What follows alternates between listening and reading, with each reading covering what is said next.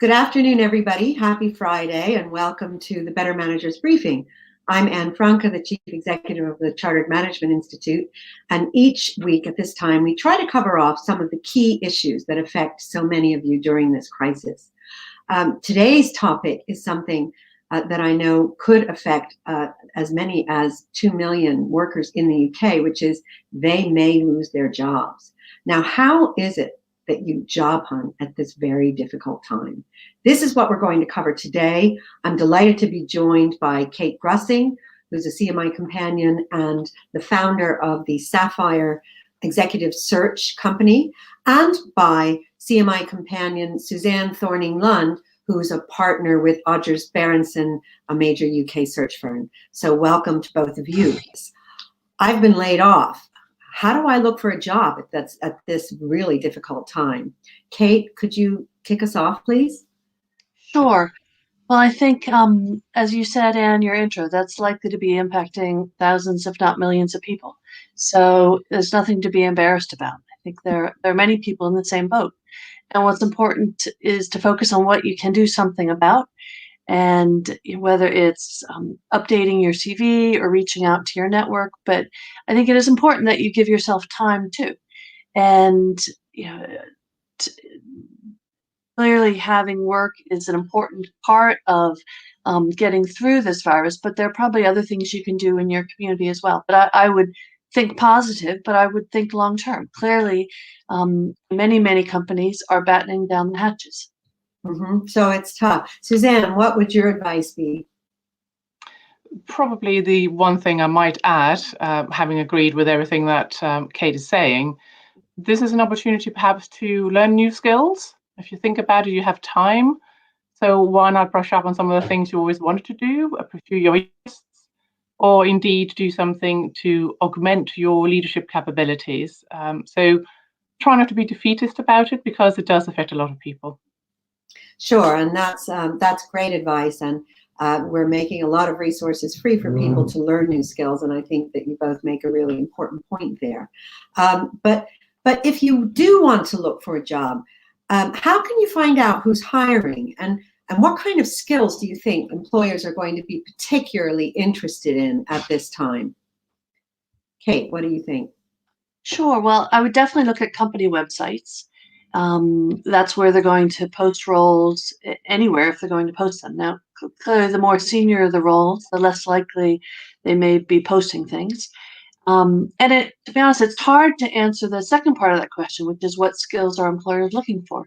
Because it varies hugely by sector and seniority.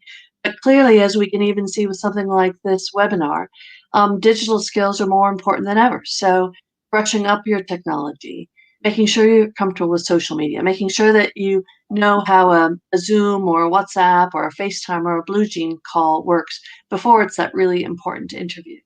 But I would also, read the press, but ask your peers and ask your network, and pick up the phone to people who you think could be helpful or could help point you in the right directions. Those are all great tips. Susanne, are there any additional tips or sectors that you think might be in particular interested in hiring now? Probably getting a general sense of the business news is what's happening. So I think it's fair to say that anybody in retail is very hard hit at the moment, as we know. I think if you think about it, property businesses are quite hard hit at the moment. But there are businesses that are flourishing. There are those who are producing alcohol. I was speaking to a client only yesterday, and they're concerned that they can't get enough bottles to supply, to go through their factories to supply the demand. So there are businesses that are thriving, and I think if you read business press, you'll get a sense of that. And do you think about it in the totality of the supply chain, as I just mentioned now with glass bottles, for example, not just the end product, but what goes into that would be sensible. Yes, that's a great point. So food producers, for example, and online deliveries create packaging demand. So maybe packaging is another sector, as well as logistics, delivering all those packages. Those are all great tips. Well, a lot of people may not lose their job, but they may have been furloughed. They may feel vulnerable at this time. And how can one look to further one's career during this very difficult time. What tips would you offer there? Susanne, let me start with you. So one of the things we have talked about before is networking. So speaking to people, what they're experiencing, trying to get tips from them. So I do think activating your network is an important part of this, but also being cognizant that people are hugely stressed at the moment. So pick your time when you do that. Be aware where people are coming from. I do think there's line managers who are very much in the front line here and are leading people through very difficult times where colleagues perhaps might be worried, let alone things where they're going to lose their job or be furloughed, but actually things like going on public transport to fulfill their current jobs. The whole raft of social impact and human issues which are critical. And as a line manager, your job is to see people through that. And actually, that's a very valuable skill set that could be transferred elsewhere. So think about what you do in a positive sense. That's a great point. Obviously, great line management is a highly transferable skill and one that will be much in demand as people seek to lead their teams at every level through this crisis. So that's an excellent point. But the virtual hiring process, that's something quite new. And how does that work? Kate, what are your thoughts? And forgive me as well, do come in on that other question about how can vulnerable people further their career. So maybe I'll start you off on that and then ask you about that virtual interview process.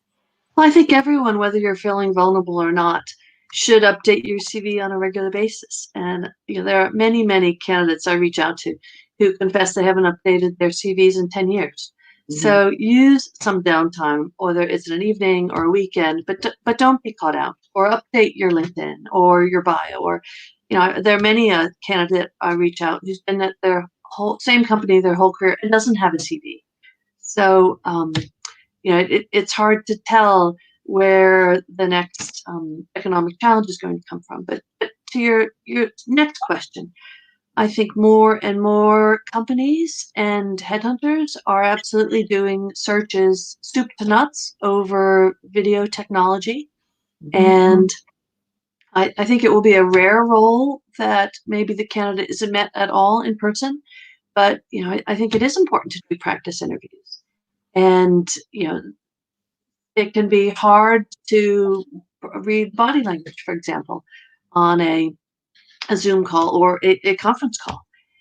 So I think you have to perhaps over-communicate relative to what you might be used to when you're sitting across the table from someone. But certainly the younger generation has been doing video interviews for quite a while for any graduate program.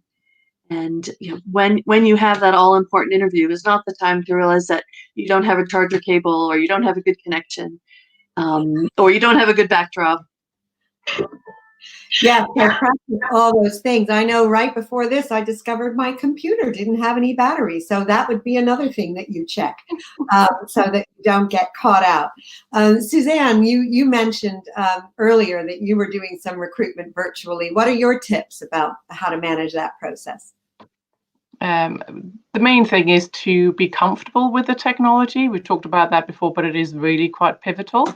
So find out how the technology works and know what you look like on a picture. It's a small thing, but how you come across, how you engage. If you're used to using your arms a lot, that's quite difficult to do virtually, for example. So how do you bring across your points of view?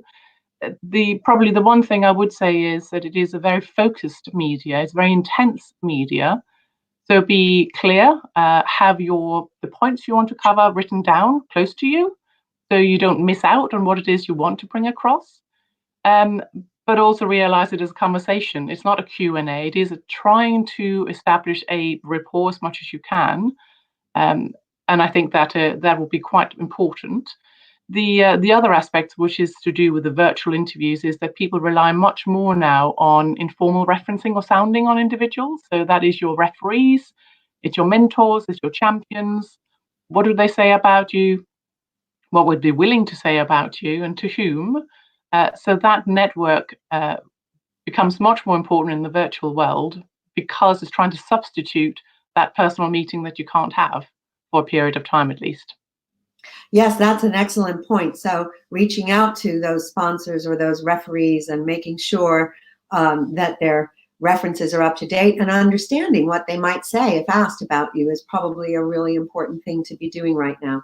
And I would add the one thing I know we discussed earlier. It's a tip from Tom Ford, the fashion designer, about putting a white tablecloth, apparently, underneath the surface where you're doing the interview, so it lights up your face. So that's the other tip that I read about at how to look your best virtually.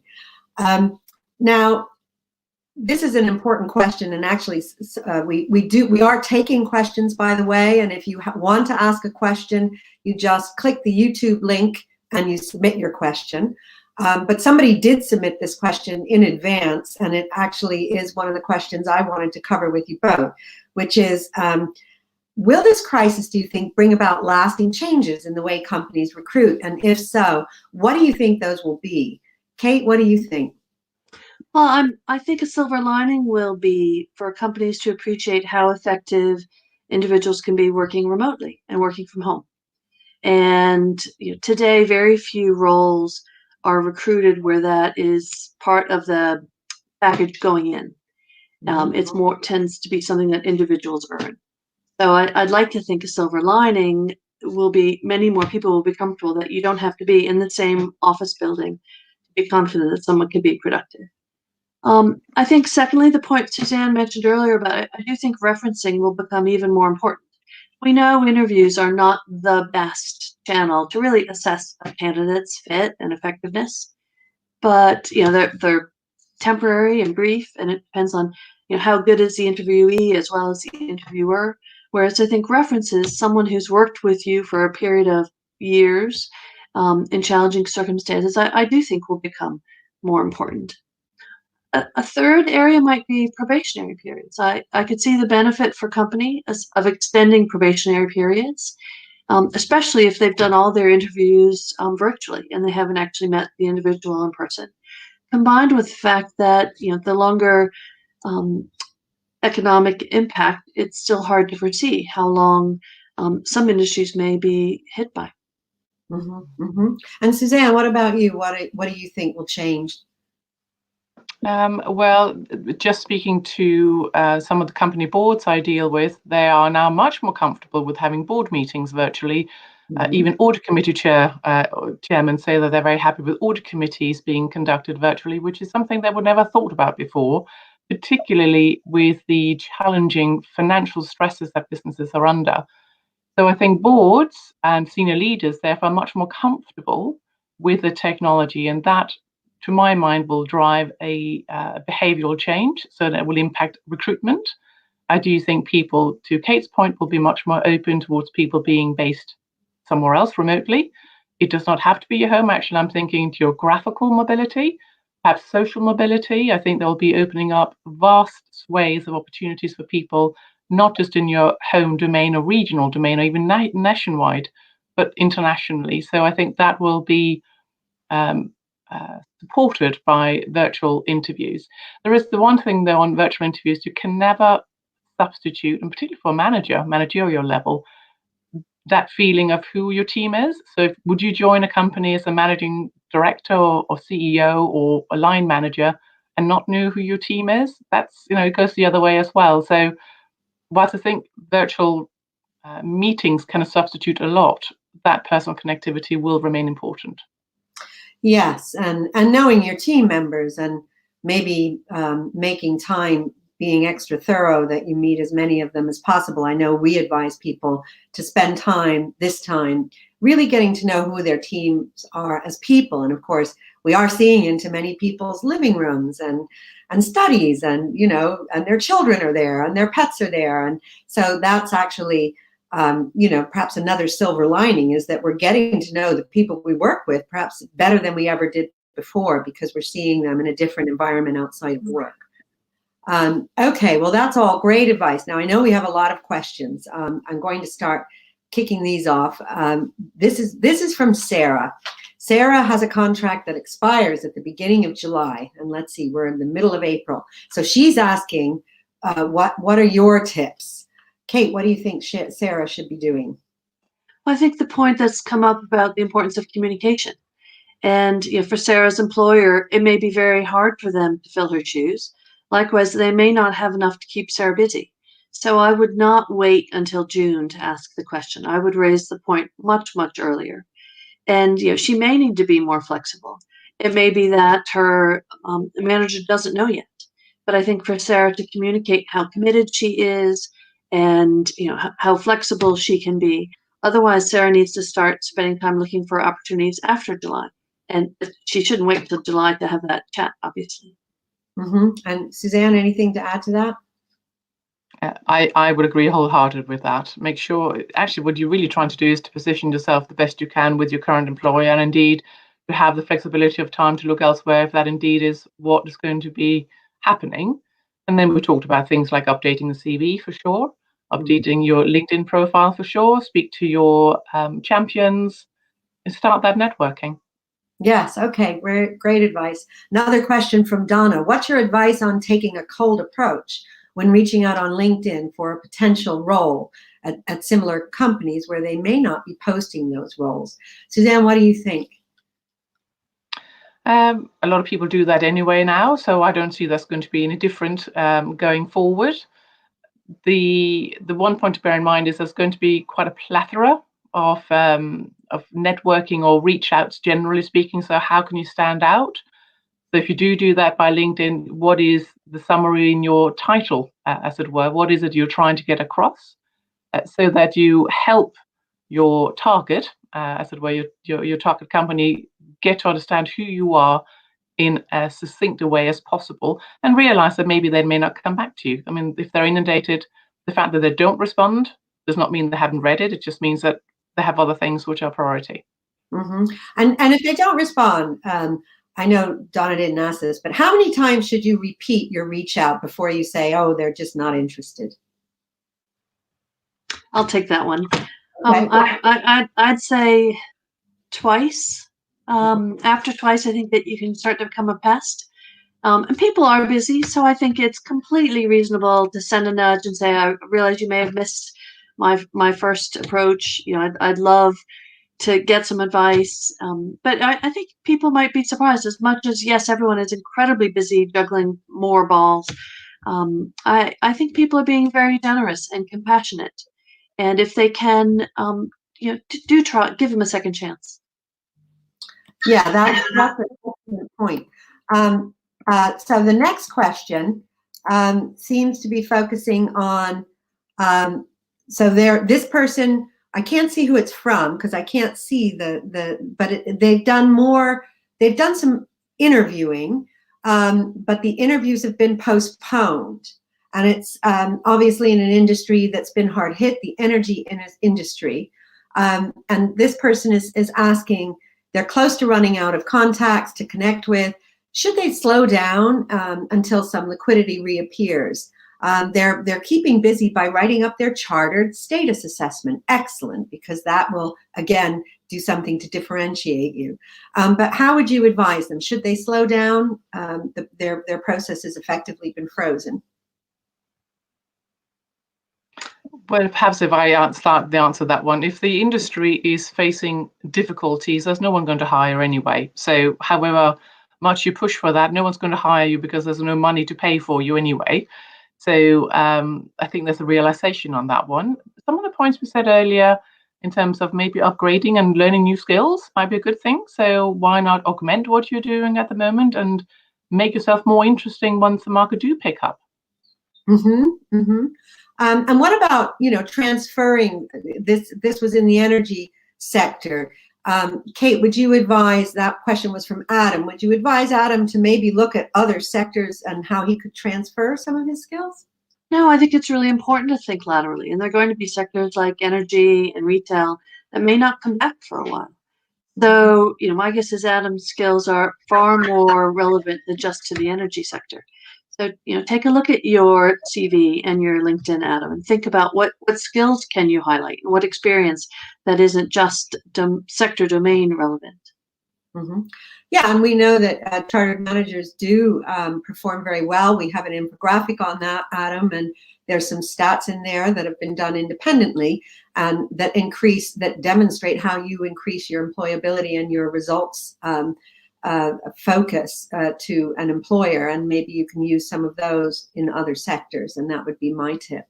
I've got another question from Maria. It touches on networking, and we talked about using LinkedIn for networking, but Maria wanted to know, is it just generally acceptable to ask for networking chats at this strange time?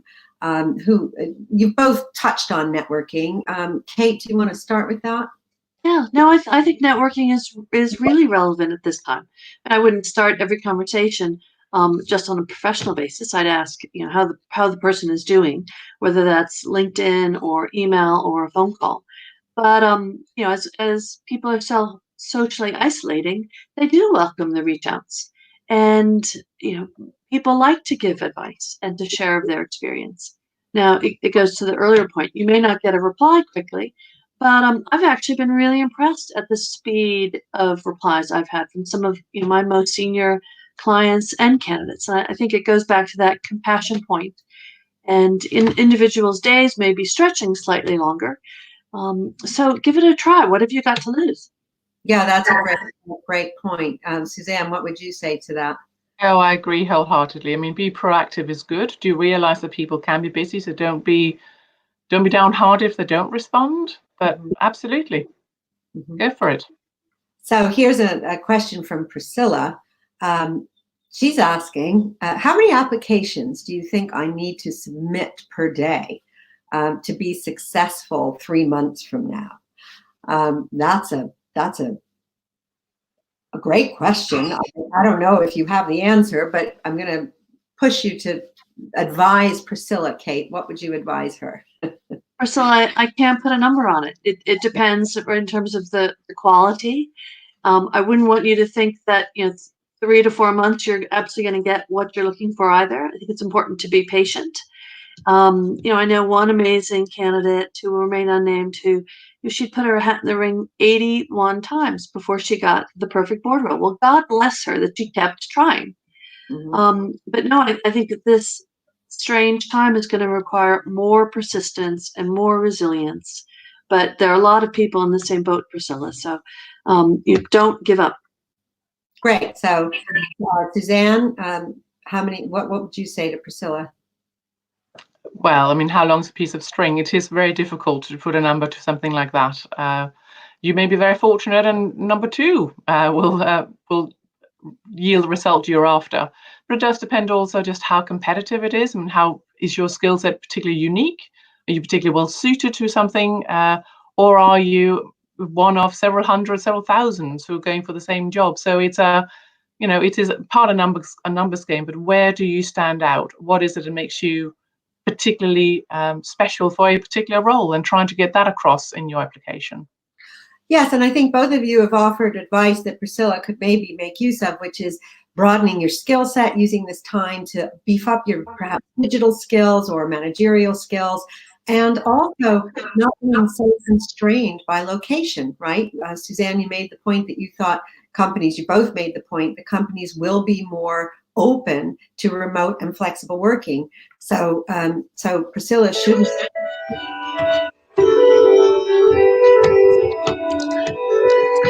Sorry about that. The downside of home working. Oh, there you go. That's okay. Don't worry. Priscilla shouldn't restrict herself to just her immediate geographical environment, and she should look further afield, perhaps, would be another piece of advice. Okay, this is another, builds on Priscilla's question, and I think we've covered some of these tips, but anything else? This is from Asif. He wants to know, how can I make myself stand out as an innovative candidate in the current climate? Who wants to take that one? Well, do you want to be innovative? Sometimes there might be, there's those who would say that the current climate actually is a return to stability. They're looking for people who've been through difficult times. So people who are used to dealing with adversity, crises, fast delivery of projects, etc. They may not be innovative per se in the way that you defined innovative, but it may be what businesses need at this moment in time. Some of the other points we talked about, if you do want to be innovative, try to make yourself different, and difference can go with learning new skills, for example. Yes. Okay. Kate, any other advice? That's some great advice there, I think. I think any candidate needs to focus on why would someone want to hire you? What are your main skills and strengths? Mm-hmm. And if it's a business about innovation, then that is important. If it's a business that's, say, about risk management or financial control, then innovation isn't a strength. Yes, and I think Suzanne's point about the ability to work well in a crisis, being calm, level-headed, decisive, resilient. I think these qualities will be particularly important now. And as Suzanne and you, Kate, both intimated, it might actually be more important than, being blue sky creative, when actually that's not really what's required at the moment. So about thinking about what are the skills that matter now. Now here's somebody who's has the shoe on the other foot. This is a question from Brian. Brian is trying to recruit a new team leader at the moment. And what should he be thinking about as the interviewer, which is a great question because you guys are professional interviewers. So Suzanne, let me start with you. Well, in my experience of the last few weeks, is that the interview and the process, in fact, is very similar to what you would expect normally. And what by that I mean is a very clear brief that you're recruiting to. You have your skill sets that you're recruiting to. You know what it is experience-wise you want. So all of that is a given, if you like, and that is what you're testing in virtual interviews. Perhaps where the difference comes is how do you establish that rapport in the virtual interview setting? So how do you make sure you are both getting value out of the meeting? So that is with your questions, allowing time for response, making sure you invite questions back. So that is the virtual interview protocol.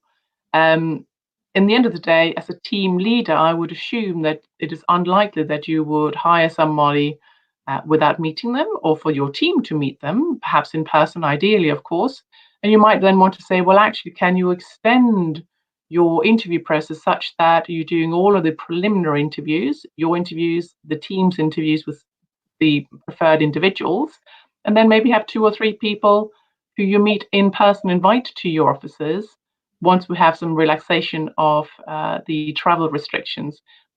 Question is whether you can wait to that time, and we don't know when that is, but if you have that ability to build that into your timeline, that would be my advice. Yes, that's great advice. Kate, anything to add there? I think I would add, give yourself a bit more time. And I think you can do a really in-depth interview of candidates, getting to know them pretty well virtually. Now, not in 30 minutes, or maybe not even in one interview slot. But I think if you're rigorous around asking candidates the same questions, I'm cautiously optimistic that there are going to be benefits of doing things online, where maybe we're not influenced by things we've been in the past. So I think just being thoughtful and giving it extra time would be my main advice. Similar, and not rush into it, and involving the team, which you can do virtually, but of course is always best done in person. So this is actually somebody. This is a younger person who is about to start a placement year in September. But she wants to find, this is Adele, she wants to find work experience right now. So what would you advise Adele? Kate? I think it's going to be hard to find work experience in the near term, to be honest. Mm-hmm. I think we're all confident that the restrictions may be loosened by September. I would think about what are voluntary things you could do in the community. What are projects you could do from your kitchen table? And there certainly are industries that are hiring at a more junior level.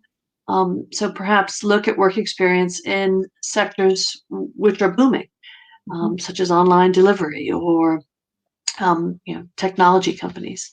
But at a junior end, which I'm guessing Adele is at, there'll be many people in the same boat, Adele. So So be a bit patient. And I bet the placement year in September may still come off. Well, let's hope so. So the last question here is from William, and he's asking, what will career development look like post-COVID? How will workplace culture be impacted? Susanne, do you want to share your wisdom on that? Great question. A very good question. Thank you for that, William. I think career development, we have seen already that career development is not a linear development or a linear trajectory. And I think certainly post COVID-19, we will see much more holistic and sideways moves. I think you may look at career augmentation, saying, well, actually, took a step down. I'm managing fewer numbers of people, but I've learned X, Y, Z. For example, so you have a different way and a different story rather than the more traditional linear career trajectory you would have seen historically. So I think that's probably point one. Workplace culture, people will be much more open. I do think so. I think people are much more entrepreneurial, more welcoming, and giving things a go. Just trying it out, I think, is something that most companies now and cultures will look for. That's some great advice. Kate, any parting words on that question? Yes, two things I'd like to add. I think career development clearly is up to each individual. You can't expect your company to take charge of that. You have to take charge of that. So use this time to learn a new skill. Look at what CMI might have on its website. Have you learned to code or do something that you can go back to your manager in 3 months or 6 months and tell them something that you've taken responsibility for. And the second point, I agree with what Susanne was saying. I think on workplace culture, I do think companies that are going to be the most attractive employers will be those that have come through this chapter, having been compassionate, having thought about their employees' mental health. And I think there'll be a lot more focus on the communication skills and the leadership skills that will help us all get through this. That's a great point. Thank you both so much for your words of wisdom, some really wonderful advice there. And your point about learning new skills is very apt, because this time next week, I'll be talking with Sir Charlie Mayfield on exactly that topic. How can we use this crisis to learn some new skills? So again, thank you both. Thanks to the audience for some great questions. And stay safe, and stay strong, and stay virtually in touch. Thank you. Thank you. Bye.